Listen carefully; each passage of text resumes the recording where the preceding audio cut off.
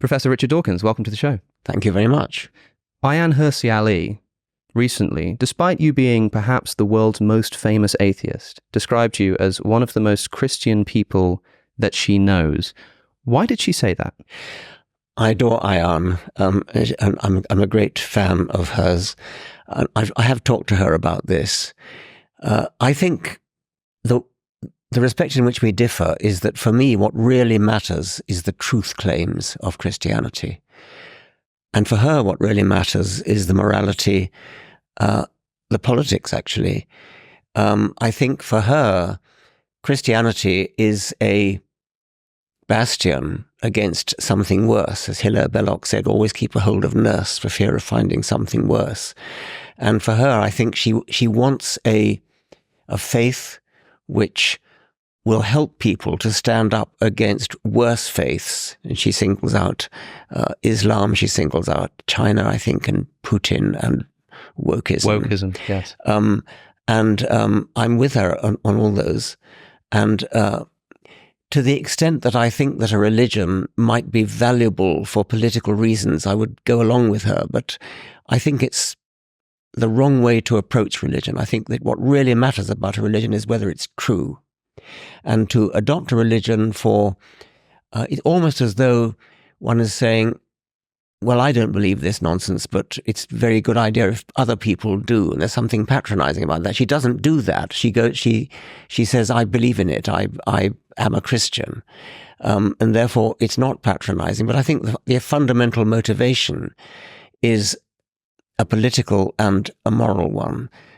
I presume, as both an atheist and as a person with an understanding of not just biological, but also mimetic evolution, having coined the term meme, you'll have to think of religion as essentially something which serves some kind of social function. That must be why it exists. It's why it evolved. Given that that's the case, is it really so inappropriate to think about religion in terms of how it serves us socially, if that, from our shared worldview, must be what religion really is? From an academic point of view, I think it's a very interesting question what religion is all about. What does it serve a social function? Does it even have an evolutionary benefit? And that interests me as an academic. To me, though, it's a huge step to go from even saying it's a good thing, even saying that I wish there were more Christianity in the world, even to say that is nothing to do with believing its truth claims. I mean, truth claims like there is a divine creator who made the universe and made the laws of physics. There's a divine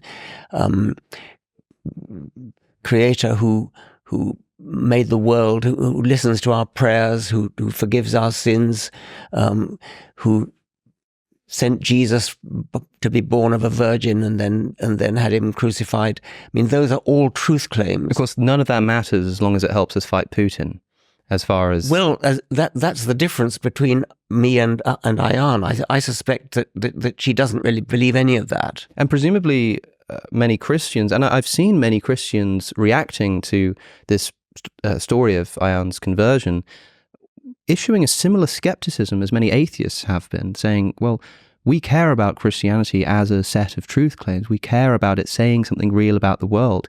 If somebody can become a Christian just by preferring it as a more comfortable worldview, what does that say about Christianity? I mean, I said a moment ago that, well, for us, religion just is a social tool, essentially. And I think that the ability to adopt Christianity just because of its social function is evidence in favor of our case, that that's all religion is. Yeah, I think we agree about that. I think where we perhaps don't agree, no, I wouldn't say we disagree. I would say that our fundamental motivation is a bit different, because I think that for you, well, if I ask you what you think the worst thing about Christianity is, I suspect you say something moral, something about the problem of evil, something about the horrific ideas of Paul and the early Christian fathers, that we're all born in sin and we needed the death of Jesus to save us. That's the kind of thing that I suspect drives your atheism. Whereas for me, that's irrelevant. I mean, for me, I talk about it, but for me, what really drives it is the scientific question: is there a creator underneath the universe? Because if there is, then it's a profoundly different kind of universe from a scientific point of view, from if there isn't. To me, that's the big question. The problem of evil, to me, shouldn't be a real problem, because you just say, well, there could be an evil God. And, that's a lesser question for me. Yes. I think I actually do broadly agree with you, and that when I explain why I don't believe in God, I do make reference to things like the problem of evil, but it's difficult for me to frame those as moralistic objections. It's more that when considering a particular worldview like Christianity, I think, what would I expect the world to look like? And especially considering how suffering is built into the evolutionary system, it makes it very difficult for me to believe that this is being supervised. But like you say, this could just be an evil God. I'm really interested in your characterization of the existence of God and the beginning of the universe as a scientific question. And I wanted to probe this a little bit. Yes, because please. I had a thought that was inspired by something that C.S. Lewis had said on the relationship between science and religion. And I have this image in my head of people who are really optimistic about the progress of science and the scientific method. And they say something like, look, years ago, we used to say so much was down to God. We used to not know why the planets orbited the sun, and we said it was because angels was pushing them. We used to not know why there was so much complexity in biological life, and we said that God did it. But look how we're discovering these laws. We're discovering the law of natural selection. We're discovering the laws of gravity, And there seems to be this trajectory such that when we say, well, where did it all come from in the first place? One day we'll get there. Now, I don't know if you agree with that as an optimistic trajectory for the scientific method. Clearly, there's a trajectory, and I would put it that the big problem of design, as William Paley put it, was life. He said something like, the physical world is not the best place in which to demonstrate the existence of the creator, because it's too simple. And I think he was right. And he was also right when he said that the really big problem for religion is life. And yes. his whole book is based upon looking at design in the living world. Darwin solved that. So Darwin solved the big one. And we have some remaining problems. The arc hasn't really reached its end. We still have some problems with the origin of the laws of physics, the origin of the universe. But I think that the fact that Darwin solved the big one should give us confidence. That was the really difficult one. The amazing apparent design in the living world. I mean, that is such a staggeringly overwhelming impression of design. There's no question about that. And that was the one that Darwin solved. Well, Darwin solves the problem of complexity within living organisms, but I think it might be a step too far to say he solved the problem of life. Because, of course, one of the questions that we have to throw into that bundle of things yet to explain, the origin of physics, yes. The origin of life. Well, that's not part of Darwinism, of course. Right. That's a separate question, and Darwin acknowledged that. And that is an unsolved problem. It may never be solved, in the sense that we may never actually know what the answer is. I think the best we can probably hope for is a model which is so elegant that we may say, well, that's so elegant, it's got to be true. I mean, but that's a bit different from having direct evidence. At present, we don't really have that. We have various possible ideas, some of them more plausible than others. And I think we know the kind of question we're trying to answer. We're trying to answer, how did the first self-replicating entity come into existence? And that's a big question. It only had to happen once. Unlike the rest of evolution, where it happened over and over and over again, the same thing happened over and over again all over the world, different continents, different species, different kinds of animal and plant, and so on. The origin of life could have been a very, very improbable event because it only had to happen once, and therefore we are potentially allowed to postulate something very unlikely, something very implausible. I find that quite an interesting point, actually. Yes. I mean, if you take it to an extreme, so suppose we are the only planet in the universe which has life, we can't rule that out. I think it's highly unlikely, but we can't rule it out. If that's true, then that means that the origin of life on this planet was a stupendously improbable event. And therefore, when chemists try to postulate a possible scenario for the origin of life, they're not looking for a plausible argument. They're looking for a very implausible argument. That's fascinating, yeah. Now, I don't believe that, because I think that probably it was not that improbable an event, and therefore the likelihood is that there's lots of life all over the universe. But even to say a million different life forms all over the universe, since the number of possible places where there could be life is so large. Yes. A million is actually a very small number. That's fascinating. I mean, there are many things in the universe that have a tiny chance of happening, but could. Like, I've heard physicists say that because atoms are just vibrating and they're all sort of vibrating against each other, and hence we get stillness. There's a very small, unimaginably small possibility, but a real one, that this glass could just sort of spontaneously move across the table if all of the atoms, happen to vibrate in that direction. Now, the universe, like you say, I mean, everybody talks about the universe being vast. I read, I think this morning, that if the sun were the size of a white blood cell, then the Milky Way would be the size of the continental United States. Yeah, now, it's terrifying. We might need to fact check that exact example, but it's and that's just the Milky Way. And when you consider that, are you saying that, in a materialistic universe, life can just sort of pop into existence? Well, I understand the suspicion that might be something unimaginably unlikely, but we're in an unimaginable universe. So that's a wonderful way of thinking. I wouldn't want to resort to that. Right. I think we don't need to. By the way, the possibility of the glass moving across the table, it's there. But I once asked a physicist what the probability is, and he said if you started writing zeros at the origin of the universe, you'd still be writing zeros at this. Right. So. We probably don't have to go that far in our. We can have a sort of spectrum of improbabilities, and I can already see a theist cutting this up and saying atheists admit that their worldview is unimaginably unlikely. We don't want to go there. I mean, my gut feelings. Carl Sagan said, "I try not to think with my gut," but if I'm forced, my gut feeling would be that there is lots of life around the universe, but still it could be so rare that. We don't have much chance of ever meeting any of these other life forms. That's fascinating. But let's push the question even further back still, because I wanted to ask you, you mentioned about the origin of the laws of physics, for example. Yes. Now, the story that we tell is something like we discover all of these laws, and so this gives us an idea that science is moving in a direction, and that eventually we may well discover the origin of the laws themselves. But that seems to me like a separate question. And the way I want to explain this is by sort of borrowing and adapting, as I say, something C.S. Lewis said. Lewis talks about the relationship between Hamlet and Shakespeare a fair bit, or the character in a book and his author. I mean, I can ask,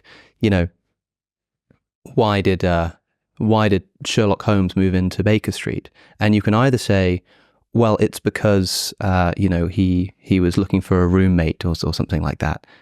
Or you could say, because Arthur Conan Doyle wanted him to. And both of those seem to be true in a different resolution of thought. Now, what I'm imagining here is us discovering Hamlet by Shakespeare on the table in front of us. And immediately, crudely, you look at it and say, well, that must have been designed. That must have an author. And I don't just do the William Paley thing. It's complex. What I say is, well, look, Professor Dawkins, I've done some research onto this little book, and I've discovered that it obeys certain laws. I've noticed that at the end of certain sentences, there are these little dots. And if there's a big dot, it usually means that it's the end of a sentence. And there are two different kinds of each letter. There's a big A and a little a. And if it's the beginning of a sentence, it's a new one. Also, we've discovered this thing called iambic pentameter. It seems that the way these sentences are constructed seem to follow this law of literacy. And I said to you, now, where did this book come from? And you say, I still think there was an author of this book. I still think someone created it. And I said, yeah, but look at all the progress that we've made just by describing it in terms of these things that we're calling laws of literature. I've discovered all of these laws of literature, iambic pentameter and sentence construction and grammar and all of this stuff. Surely one day these laws of literacy will go on to explain the origin of the laws of the literacy or the origin of the text itself. Surely that would be where this is going. But of course, I'm making a category error if I do that. And is there not a fear that we're doing that when we say that science will one day explain the origin of the very thing that science is about? I take confidence from, as I said before, from Darwin's success, because everything that you said about full stops and capital letters at the beginning of the sentence and iambic pentameters and things, you could have said that about life, and people did say that about life. And we notice that living things are remarkably well designed, that birds are beautifully designed to fly, and fish are beautifully designed to swim, and so on. And the complexity is all there. The detail of the design is incredibly impressive. And it would have seemed absolutely, I mean, I suspect this is why it took so long for Darwin to come on the scene, actually, because it just seemed so obvious that it had an author. Sure. But behind it. Darwin solved that. There isn't an author. I mean, it's natural selection does the trick. So where is the analogy with Hamlet or Sherlock Holmes left? I suppose the analogy would be that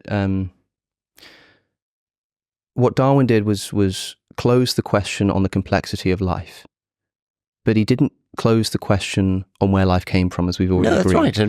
And I suppose what I'm putting forward is that maybe laws of physics, laws of biology, laws of science are not the kind of thing that can explain the origin of the laws of physics, the origin of the laws of biology, that kind of stuff. Where maybe it's sort of operating on a. Well, it could be. I mean, we haven't got there yet. But what, all I said was that Darwin's success should give us confidence, and that there will come a time when we understand the laws of physics. I think we're not far off. Not we. I mean, the physicists aren't far off that now. In fact. Richard Dawkins is about to tell us his views on Jordan Peterson. But first, if you want a healthy mind, you need a healthy diet. That's where AG1, formerly Athletic Greens, can help. I've been drinking AG1 first thing in the morning for a while and was really happy that they wanted to sponsor this episode, because it's wonderful. It's a comprehensive daily nutrition supplement, a blend of over 70 high-quality ingredients with vitamins, minerals, whole food source nutrients, and more. You take a single scoop, mix it with water, and drink it. That's it. It's the first thing I do after waking up every day. It takes me about a minute in total and supports brain, heart, and immune system health, as well as aiding with focus, energy levels, skin, hair and nails, stress and mood balance, and healthy aging. If you want to take ownership of your health, try AG1. Here's what you get with your first purchase: a free 1-year supply of vitamin D and 5 free AG1 travel packs so you can keep supplementing on the road. You also get a shaker, a scoop, and a storage canister. And just for peace of mind, there's even a 90-day money-back guarantee. Go to drinkag1.com/within-reason. That's drinkag1.com/within-reason and try it for yourself. Now back to the show. Now, we were talking about Ayaan Hirsi Ali, and it's an interesting detour, but I did want to ask you about this vision of religion for two reasons. This idea that religion, we don't really care about the question of whether it's true that Jesus was born of a virgin or whether he actually died on a cross. In fact, maybe I'm just going to refuse to answer it altogether and say that this is a cultural thing. It's a way of life. It's a motivating reason behind your behaviors. I think that this has got a lot to do with its popularization through people like Jordan Peterson. Ayaan Hirsi Ali seems to have been spending some time with Jordan Peterson and getting on with him, at least in this regard. And I want to ask you about it for two reasons. Firstly, I want to know, I mean, you had a conversation with Jordan Peterson. It was for about an hour and a half, where you talked about, you talked about some culture stuff, but he's very well known at the moment. He's writing a book at the moment for talking about religion. And he comes at it from this completely different perspective to, I imagine, the perspective that most of your previous Christian opponents, not that Jordan Peterson is strictly a Christian, have come at it from. And I wonder what you make of him and his approach. I enormously respect his courage in standing up to the Canadian laws about free speech. So I want to just get that out of the way first. I hugely respect that and value him for that reason. When he talks about religion, I think it's bullshit. I think that he doesn't make any sense at all. I think he's impressing people by using language they don't understand, rather like Deepak Chopra, where people think, oh, it must be terribly profound because I can't understand it, which is not something I can respect. Michael Shermer told me that he tried to pin him down and said, do you actually believe that Jesus was born of a virgin? And Jordan Peterson said, it would take me at least 2 days to answer that. So Michael said more or less, well, how about one sentence or one word? No. And that's how I feel about that. All the stuff about Jungian archetypes, and not that I would be skeptical about that, but constantly dragging them in. I mean, I think the most egregious example of that is where he looks at works of primitive art, works of tribal art, where he shows things like two snakes coiling around each other and says, well, they must have had some primitive, primeval knowledge of DNA. Perhaps they looked into their own cells in some sense and saw the DNA. Perhaps the DNA is the double helix is a Jungian archetype. And that is sheer bullshit, and I told him so.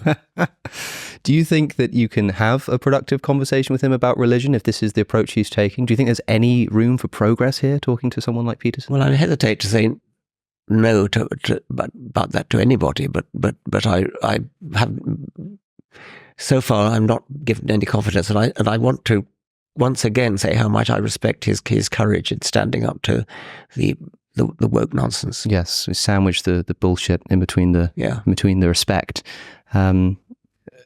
Peterson's approach here seems to have unlocked a new interest in particularly the Bible and, as he calls it, the biblical corpus.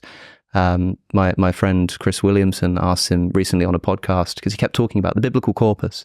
He said, when you say the biblical corpus, do you mean the Bible? He says, yes. And I'm thinking, well, why not just call it the Bible then? But he has inspired this renewed interest in the biblical corpus because of that. Because now when you see people debating religion, it tends to be less does God exist and more about the utility of religion and the Jungian archetypes and stuff.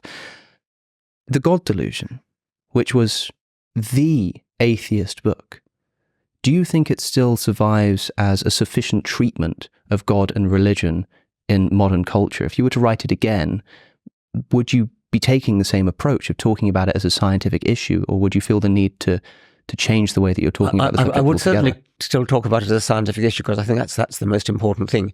I probably might add a chapter on the idea of what Dan Dennett calls belief in belief, where the idea that whether you believe it or not, it's a good idea that some people do. And I think that's patronizing. I think that's condescending. It's sort of saying, well, we intellectuals don't need this crutch, but other people may do. And if they do, then it's a good thing because it helps in the battle against Putin. Well, not that Putin himself is religious. I think Voltaire said, I don't believe in God, but I hope that my maid does. Well, that's very good. I didn't know that quote. It's a very good example. And that is so patronizing. Yes, and indeed it also, when you're debating the moral argument with people, when they say without God there could be no morality, and sometimes an atheist says, well, how dare you say that I can't be moral without God? And they say, I'm not saying you can't be moral without God, I'm just saying you can't ground your morality. Yeah. And yet, on the other hand, they say, but we need you to believe in God, otherwise society falls apart. Maybe you are actually saying that people can't be moral without God, more than just their ability to ground it, if you're saying that without this religious belief, society will fall apart. Well, I wouldn't say that, but I recognize that some people may think that. I mean, I think that to ground your morality certainly in the Bible would be an appalling thing to do. If you actually look at the Bible, if you look at almost any of the moral lessons you can take from it. And some of the things Jesus said are very nice, but you have to pick and choose your way through. And setting aside Jesus's emphasis on loving your neighbor, which is very nice. The Sermon on the Mount is very nice. The fundamental doctrine of the Old Testament, of course, is appalling. But even putting the Old Testament aside, in the New Testament, even the New Testament, the idea that we're born in sin is a hideous idea. The idea that the only way to be saved from sin and the wages of sin is Jesus' death is a hideous idea. And I don't think it's one that Jesus himself ever put forward, is it? I think he probably would be rather shocked at that thought. Well, I imagine that Jesus would have to be aware of himself as the salvation. And if that's the case, he'll need to be aware of what he's saving people from, which can only be something like slavery to sin. Now, I wonder whether you're reading something in there. I mean, salvation, he said things like, if you have seen me, you've seen the Father. He said that kind of thing. But did he actually say that he was salvation? Well, I suppose I am the way, the truth, and the life. Yeah, but no one comes unto the Father except through me. I am a guide for a good life, something like that. It doesn't mean that he surely never said that my death is necessary in order for you to be saved from sin. Quite possibly. I mean, I think about the idea of the Eucharist and the Last Supper, and literally breaking up, my body for you. It does seem to be some indication that Jesus knew what he was doing, if the Christians are correct about his mission on earth. A moment ago, you said it's an appalling idea that we're all born in sin. And I understand this intuition, but do you not think there's some wisdom in this idea, or some sort of necessary humility in recognizing that, we all do seem to fall short of the standards that we set for ourselves? That is, we're not going to make sense of a concept like sin because we don't believe in God. We're atheists. Sin doesn't make sense. But even just in terms of our own moral standards, whatever standards we set for ourselves, we seem to fall short of these every single day. And is it not just that idea that's being captured when somebody says, look, even by your own standards, you're falling short of where you should be? And maybe that's what... Even a newborn baby we should born take it in to sin? mean. Well, I would probably respond by saying that not all Christians will say that a newborn baby is born in sin in the sense that they're responsible for it. More like born with a propensity towards sinning, which I imagine you would even agree with, that newborn babies, although they haven't, committed immoral acts yet, they're born with this sort of human nature which has a predisposition towards doing things that fall short of our moral standards. Maybe. I'm sorry for you having to do a degree in this kind of thing. It's not a real subject, is it? We talked about this before on our previous podcast, and I think it's something that you wanted to ask me about today, isn't it? I mean, yes. It's obviously something that still interests you. Certainly. Talking about sin and things like that. I cannot imagine spending 3 years. How did you stand it? I'll answer it in two ways. The first is to say that the theology faculty was actually theology and religion. So I was able to study religion as anthropology, religion as history. You can do papers in science and religion, this kind of stuff. And I imagine you'd be very interested in that kind of thing. Theology itself I found useful for a few reasons. One of them, of course, there's like a crude sense in which by studying theology, it helps me to debate it. It helps me to argue with people. I get that, definitely. But it's also an interesting window into human psychology. For example, clearly the question does interest you. Why is it that people can believe so strongly and so easily in this idea that everybody's born in sin? Yes, isn't that evil? Isn't that horrible? That's a psychological question. And if you... I don't know what sort of essays you had to write, but if you were allowed to write an essay on that would have been interesting. If you were allowed to ask a question, how can anyone believe this stuff? But I imagine you had to actually write a serious essay on the concept of sin itself and the idea of redemption and the idea of atonement. Well, suppose you wanted to write that essay, which you just said was an interesting question. Why would anybody believe this? Well, in order to answer that, you have to get to grips with the reasons people have for believing it. Yes. And I suppose that's what I'm doing here with you in saying, because you bring up the point when you look at the New Testament, you bring up this exegesis, this interpretation.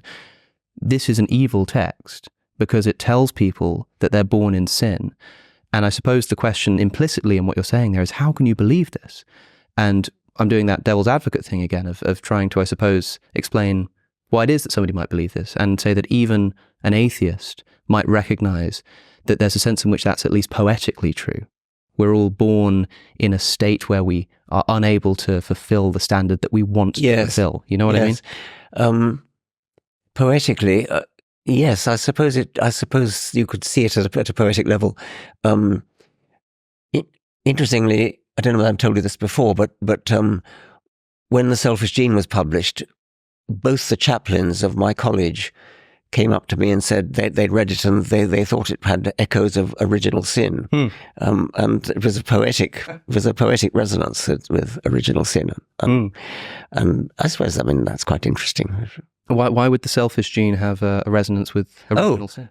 Well, they were thinking of it in terms of the selfish gene having a sort of primitive rationale for selfishness. So that's not what the book was really intended to be about, but that's how they interpreted it, and so that resonated with their idea of original sin. And what do you make of the criticism in the opposite direction? Somebody says, I've spent my life studying Thomistic metaphysics. I'm a classical theologian. I've got a PhD, and I looked in the God Delusion, and I wanted to see what Richard Dawkins had to say about Thomas Aquinas's 5 proofs of the existence, his 5 ways to establish the existence of God. And they find 2 pages, and this sort of pinnacle of religious philosophy, as they see it, has a treatment in 2 pages. Yes. And when they question you and say, well, what about all of the important theological nuances, you respond to them, well, why would I do theology? Theology is uninteresting.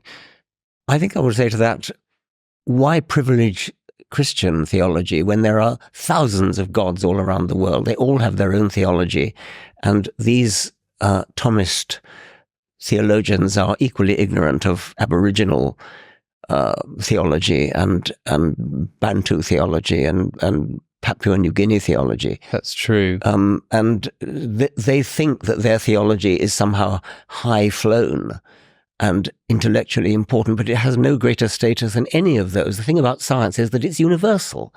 It is not local. It's not tied to any particular tribe or group of people or time in history. It's what you discover in science is universal and timeless. I think that's fair enough. But then I also think that if one of these Thomistic metaphysicians wrote a book called The Aborigine Delusion, or they tried to sort of write a chapter where they said, I'm going to debunk this idea, and then they spent 2 pages on it. The delusion that I'm interested in is the very existence of a supernatural creator. It's not particularly Christianity. Insofar as I talked about Christianity, that's because I'm brought up in a Christian culture. But what really interests me is the existence of a divine creator at all. And I suppose you're allowed to say that in a different way, where you say, well, I'm talking about Christianity because I was brought up in that culture. And people will say, fair enough, that's what you chose to write in. Whereas a Christian, if they say, well, I focus on Christianity because I was brought up in a Christian culture, that seems to slightly undermine their position. I mean, but if they use that as a reason for why they believe, that's a very different thing from my using it as a reason why I chose to talk about it as an example. Quite right. Do you still do debates? Well, I don't like the sort of debate format where you have 10 minutes for the proposition, 10 minutes for the opposition, and things like that, because I don't think that's the way we decide things. I mean, the debate I attended at the Oxford Union a few weeks ago that you were in, I think your side lost. Well, yeah, I mean, they don't make that bit obvious on the YouTube video, but I suppose everybody knows now. Yes, yeah, we lost. And it's in a way, I'm sure it was for all the wrong reasons.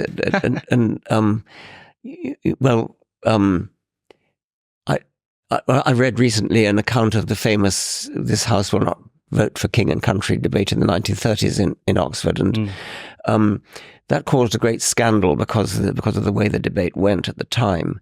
And it seems to be, what I gather from the history, is that the reason the debate was carried was the amusing wit and eloquence of one of the speakers, and that's not the way. That's not the way you win arguments, by wit and eloquence. Yeah. It shouldn't be. Do you attribute some of the success of the New Atheist movement, which anybody would struggle to say that the New Atheists were not sort of going on these marathons of winning debates? How much of that do you think just had to do with the fact that you had Christopher Hitchens in your arsenal who could recite some poetry on stage and make people laugh? I asked for that, I suppose, right when I mentioned the C.M. Joad thing.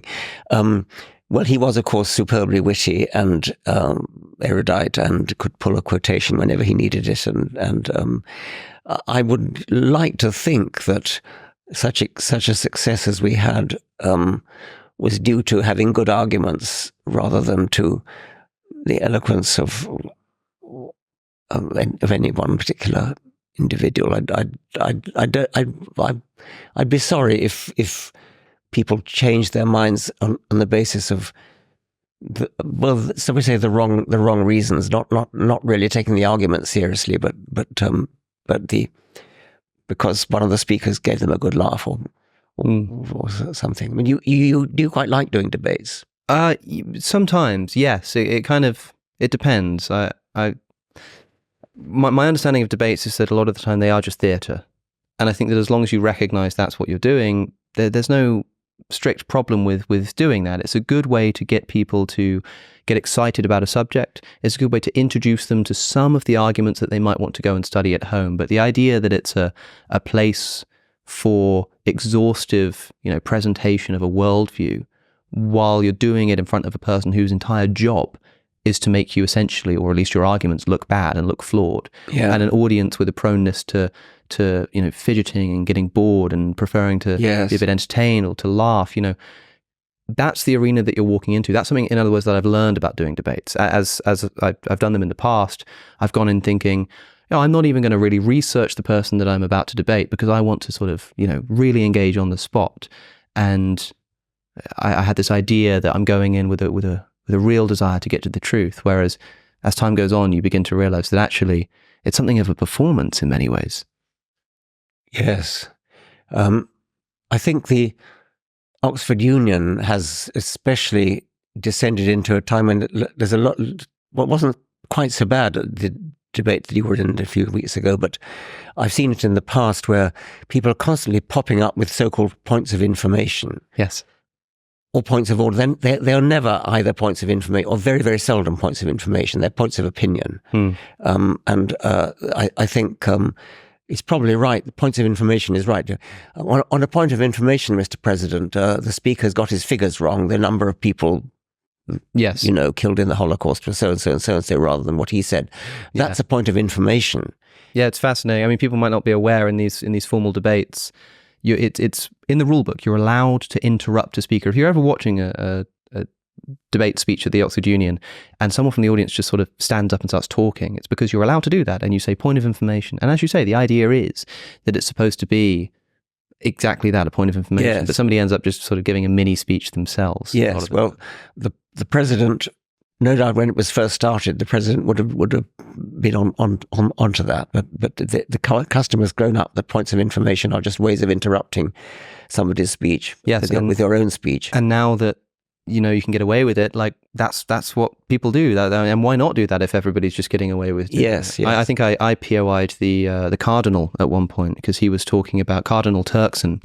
A man who I'm told is in the running to become the next pope, was giving a speech and was talking about the Vatican's contribution to science and how they set up the first scientific academy with members including Galileo. Yes. And my point of information was to simply ask, what then happened to that Galileo? Yes. And it was funny because it seemed like he didn't understand that I was trying to sort of make a point because he just answered it just completely flatly, just said, oh, well, he was not a member anymore afterwards, and then he became a member again. Just answered it very straight up, and then I feel like the point might have been lost. But that's what a point of information is supposed to be for. Yes, quite right. And these debates, they leave too much room for rhetoric. They leave too much room for you're so aware that you're on display that I don't know, it's not very conducive to open conversation of the kind that we're having now. I used to attend the union every week when I was an undergraduate, and I enjoyed it very much. I must say, I enjoyed the rhetoric and I enjoy the sort of things that I'm not so keen on. And I suppose I am actually a life member, but I'm not. I think I've lost my card. I'm not sure they let me in now. I'm sure they'll let you in. I wonder if you were invited. I mean, there are some wonderful classic debates that you've done with people like John Lennox. I wonder if you were invited to do something like that today. Is it something you'd still be interested in doing? I'm talking about the formal debate, audience, 10-minute opening statement, cross-examination.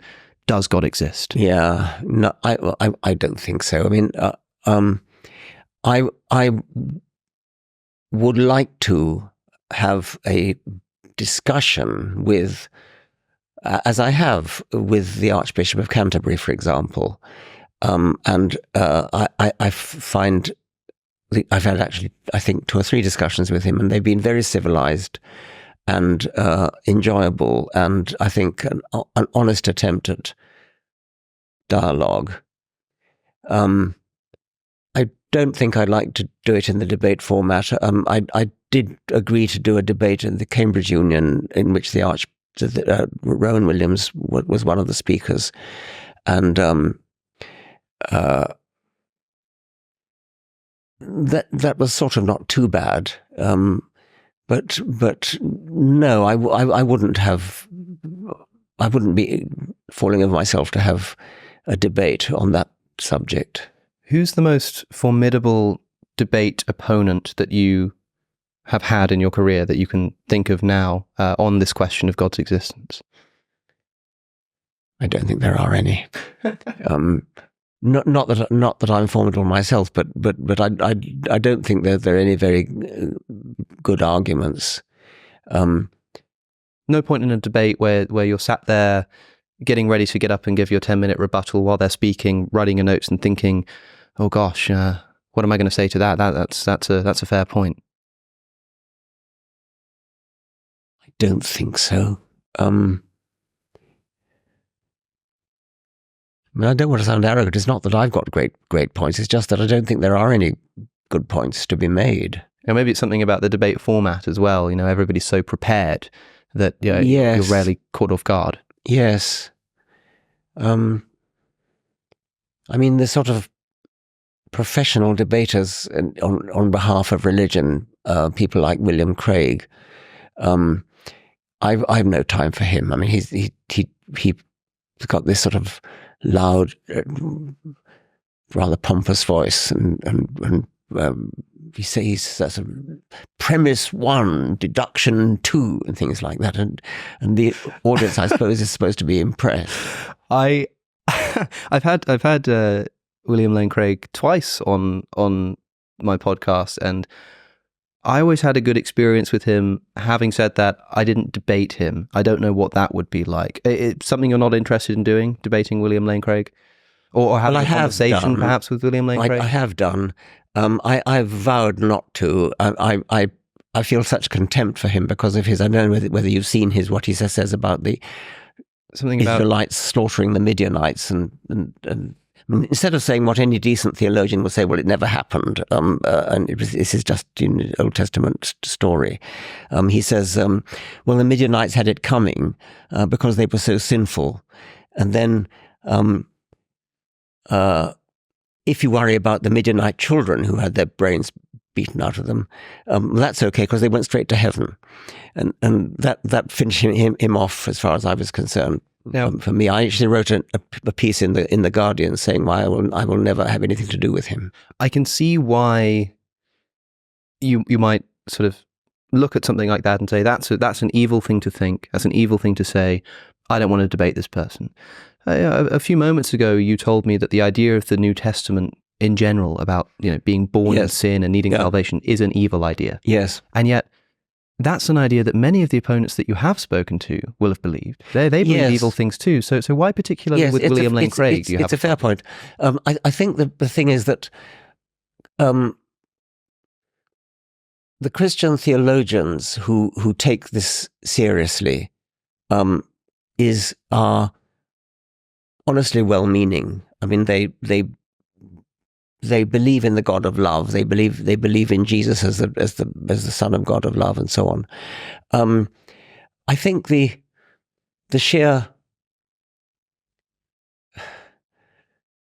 they would never have defended the slaughter of the Midianites and the Jebusites and things in the book of Joshua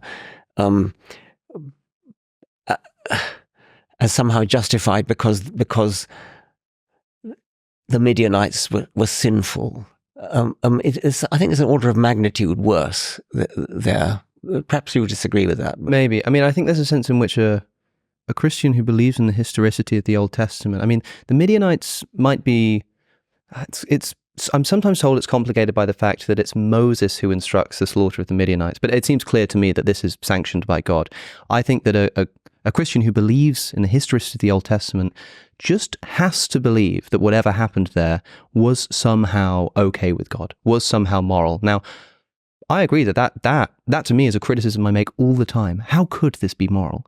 But I also say, how could it be moral that God allows children to get cancer? How could it be moral that, Yes. God, and I suppose the thing that I would say is that if you pressed a Christian, well, if there's a good God, why do children get cancer? They just have to say something like, there must be some reason for this. There must be some explanation. Yes, I suppose that if they really do if they really do believe the literal word of the Bible, but then that brings us back to fundamentalist creationists. I mean, well, even just in terms of why God would allow evil at all. What I'm imagining, in other words, is suppose we had this other Christian philosopher debater, and somebody had said to them, well, why do children get cancer if there's a good God?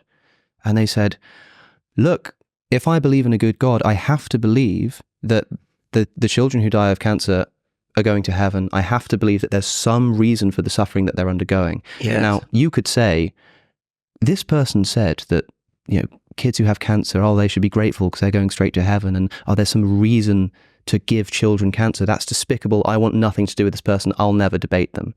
However, I would suppose that basically everybody that you've debated on the topic of Christianity would say something like that about cancer in children. Would. And so I wonder why with William Lane Craig it's a particular problem. You make a good point. I suppose none of these sophisticated theologians take the literal word of the Old Testament seriously. I mean, they don't believe in Adam and Eve, for example.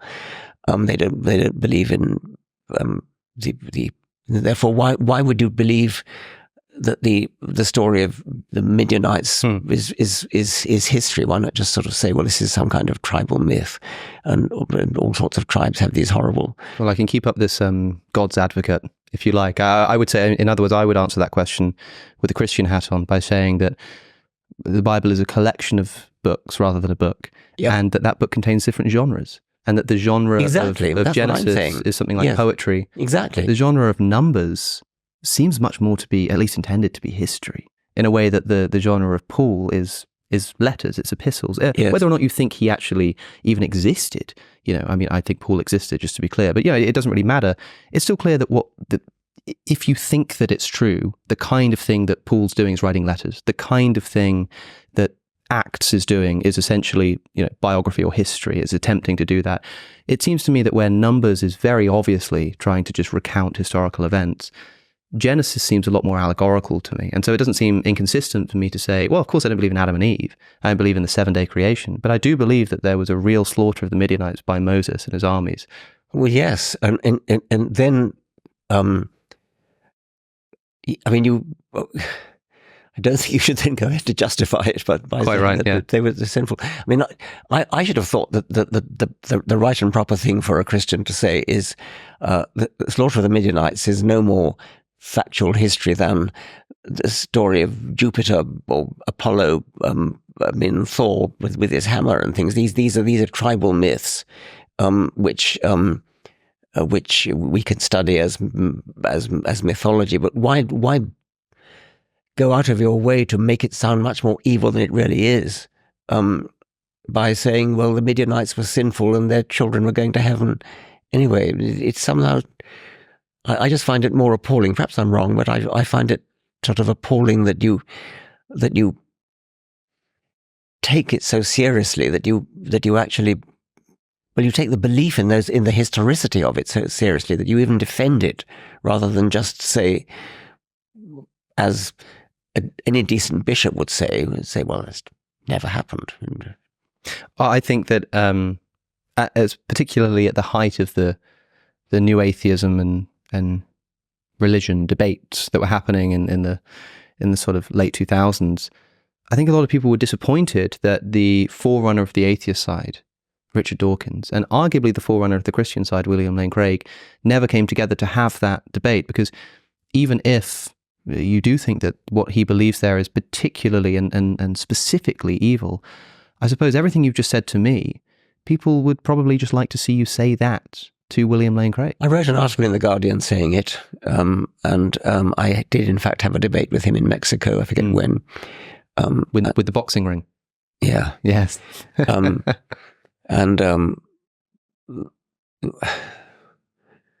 I just no desire to Yeah. I don't respect him. I find his manner pompous, and I just don't want to be in the same room as him, really. Well, in the interest of diplomacy, I will offer no further comment, except that that's certainly not my experience with the man. But okay, I imagine that we've had very different interactions with him in the past. Let's put it that way. Well, on this topic of debates and arguments for God's existence, anyway, I suppose what I wanted to do was ask you about two arguments that I've been thinking about related to God's existence, but specifically related to evolution and naturalism as well, because I think that these are questions which I'm sure you've commented on before somewhere, but I guess I'd like to probe again. Yeah. One of these is Lewis's argument from desire, which sounds like a very silly argument on the face of it. He essentially says something along the lines of, look, everybody seems to have an innate desire for something a bit beyond the natural, something a bit supernatural, something, beauty, purpose, this kind of intangible stuff. And he says, I actually wrote down the way he puts it in Mere Christianity. He says most people, if they had really learned to look into their own hearts, would know that they do want, and want acutely, something that cannot be had in this world. There are all sorts of things in this world that offer to give it to them, that offer to give it to you, but never quite keep their promise. And then later, if I find in myself a desire which no experience in this world can satisfy, the most probable explanation is that I was made for another world. And like I say, on the face of it, that sounds maybe a little bit silly. But there is a serious question in here that most of the time when we evolve a desire for something, we evolve a desire for food, for warmth, this kind of thing. The reason for that is because this desire gives us reason to seek out those things in the real world. If there were no food and digestion, if there were no temperature, it would make no sense for us to evolve a desire for food, for temperature, for warmth. That wouldn't make any sense. Why would that even evolve in the first place if it doesn't actually latch on to anything in the real world? And although I'm not sure if Lewis was aware of this, we know anthropologically that almost everywhere we look in the world, we find people with religious sensibilities. They have some kind of either desire or apprehension of something beyond themselves, something divine. And I suppose the question Lewis asks is, from an evolutionary perspective, why would it be that we would universally evolve that desire if that desire doesn't actually latch onto anything in reality? I find it a very odd argument. Because we have a desire to survive and live, which makes perfect evolutionary sense, it's a natural projection of that desire that we might desire to go on living after we die. A desire for eternal life. You could easily see that as just an extension of the perfectly Darwinian desire to go on living. I think it's just another example of that. That particular part of it is, I suppose. What else did he say? The desire for something beyond. He says, "Want acutely something that cannot be had in this world." He says a lot more about it in Mere Christianity. But he says, if I find it myself in a desire which no experience in this world can satisfy, the most probable explanation is that I was made for another world. Yes, the idea that because you want something, therefore it must be true. I find that a most extraordinary idea. It does seem strange to want something that doesn't exist. Why?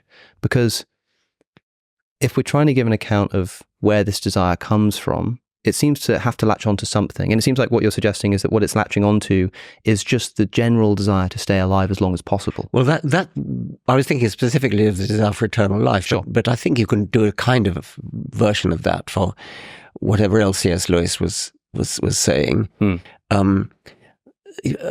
Some people may have a sexual desire for a film star that they're never going to meet and wouldn't look at them if they did, and that doesn't mean that there's anything realistic about it. It's a natural extension of sexual desire. But of course, the film star exists. Well, it doesn't exist as in any realistic sense as far as this wretched person is concerned. Sure. You could talk about a desire for 72 virgins in Islamic heaven. That doesn't exist. But it's easy to see it as a projection of an ordinary biological desire. Yeah, I mean, I tend to agree with you. Maybe if not in the detail, with the suggestion that the desire can be for something real, and that the image of God or afterlife or eternality are just sort of warped or extended versions of a real thing. That is, the afterlife is an extension of the desire to be alive. I mean, a physicist might desire a solution to the theory of everything and the unification of gravity and quantum theory. Yeah, that's what C.S. Lewis says. They desire God. You desire a solution to a physical problem which may be insoluble. I'm pulling your leg. It may be out of this world in the sense that it's beyond solution. C.S. Lewis better come up with a better argument than that. Well, C.S. Lewis has another argument for you, which is the argument from reason, and I actually want to give you a version of it that's more modern, that I'm sure you'll have talked about before, which is Alvin Plantinga's evolutionary argument against naturalism. I want to know what you think about this because, I'm sat with one of the most preeminent evolutionary biologists in living memory, and I would love to know what you think about this. Now, Plantinga points out that if we're a materialist, if we don't believe in the existence of a mind governing all of this, and everything evolves according to natural selection, well, what does natural selection select for? Survivability. Therefore, everything which evolves because it helps us to survive, including our minds, including our rationality. And so, why is it that we believe that evolution occurred by natural selection? Because we look at the evidence, and we use our rationality to come to the conclusion that natural selection is the best explanation. But what we're doing in assenting to the truth of natural selection is saying that the mechanism we use to believe in natural selection doesn't actually select for truth. It selects for survivability. We can't know that 2 + 2 = 4 is true, or if it's just that believing 2 + 2 = 4 is beneficial for our survival. If the latter's the case, then we run into a lot of trouble. And it seems that when we say evolution is true, therefore our brain evolved for survivability, we've just undermined the truth aptness of the very process that we've used to believe in evolution. Yeah, I've never understood why people are at all persuaded by this. If any animal went through life, particularly humans, went through life believing the equivalent of 2 + 2 doesn't equal 4, we would survive. I mean, if you base your life upon evidence, if you base your life upon rationality, you're more likely to survive than if you base your life upon nonsense. And it just seems to me to be so easy to say that rationality and the search for truth, the search for evidence is a good way to live, even from a mundane Darwinian point of view. When you say a moment ago, if we were to live as if 2 + 2 didn't equal 4, I suppose what I'm saying is we have no way to ascertain whether it's actually true. I mean, you can. Are you saying something like, if the thing that we thought was true was not actually true, we just wouldn't be able to survive? Or something like that? Yes. Is it not conceivable that there could be things that we believe that are not true, but by believing them to be true actually make us more likely? Oh, yes. That's I mean, there is some evidence for that. There's some evidence that having a somewhat inflated belief in your own ability is beneficial. Right. So there is evidence that people in general think they're better looking than they are, think they're cleverer than they are, think they're better drivers than they are, etc. And there could be a certain one at least could make an interesting case that self-deception of this kind. Robert Trivers, one of the great figures in my field, even wrote a book called The Folly of Fools about self-deception and the Darwinian advantage of self-deception. I think it's got to be pretty limited. I mean, it would be a little bit of an icing, a little bit of a gloss on top of fundamentally rational. Well, I think that's the point that someone like Plantinga might wish to push back on, which is to say, how can we know that in some instances, sure, believing something that's actually false is beneficial for our survival, and so we've evolved like a mechanism to just naturally think that it's true. But that definitely doesn't happen when we do math. So that definitely doesn't happen when we're sort of doing empirical observation about, the shape and size of things. We know that doesn't happen. Well, how do we know that? Well, we know that science works. I mean, we know that if you follow scientific principles, you can get to Pluto. And it works over and over and over again. You cure smallpox. You slingshot rockets around Venus and Earth and get to Jupiter. All this works, and scientific predictions come out right. You can predict when eclipses will occur. It works. I suppose the analogy there would be somebody would ask, well, then how do you know that 2 + 2 = 4 in the abstract mathematical realm is just true, rather than it being the case that thinking or acting as if 2 + 2 = 4 helps us get to the moon? I think 2 + 2 = 4 is a different matter from getting to the moon. I mean, that's just logic. Well, I suppose, mathematical truth and logic in general. Yes. I'm using 2 + 2 as a representative of that. Yeah. Yes. I don't see the problem with that. I mean, well, maybe there is then. Maybe there is. I just wanted to get your thoughts, and I suppose I'll be interested to see what people make of your reply. One of the biggest reasons why people are religious, arguably, at least from a sort of cynical atheist perspective, is to escape the fear of death. Sigmund Freud said that there will be religion as long as we're afraid of death. Are you afraid of death? I'm afraid of dying. I don't look forward to, getting cancer or something of that sort. I suppose I'm afraid of eternity.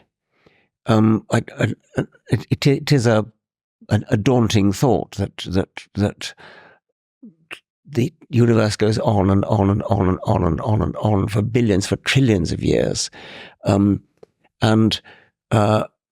so I've said this often enough before that the escape from eternity would be the escape from any kind of pain, would be a general anesthetic, and which I think is what death is. So it's a nothingness, just like a general anesthetic. I like life, and I like to go on living. I enjoy life, and I'm curious to know how the future will unfold. So I would like to go on. So I wouldn't mind living for 200 years, but I wouldn't like to live for eternity. No. What consolation might you offer to, say, somebody's read The God Delusion and they become convinced that God doesn't exist and there is no afterlife, and they feel pretty fine about that, except for this one thing, that they've now had to give up the idea that they're going to be able to escape death. And they say, well, I'm really happy for you, Professor Dawkins, that you're not afraid of death, but I still am. I'm afraid of the unknown. What advice would you give to them? It's very hard to say. I'm under no obligation to give any consolation, of course. Well, that's true. I certainly think that the fact that a belief gives you consolation is no reason to think it's true. And what I care about is what's true. If they're not consoled by what I've just said about general anesthetics, I have to scratch my head and try to think of something else. But I find it a hard job to do that. I think that enjoy your life to the full while you've got it. You won't regret it when you're dead because you won't be there. So don't spoil your life by fretting about the fact that it's got to come to an end.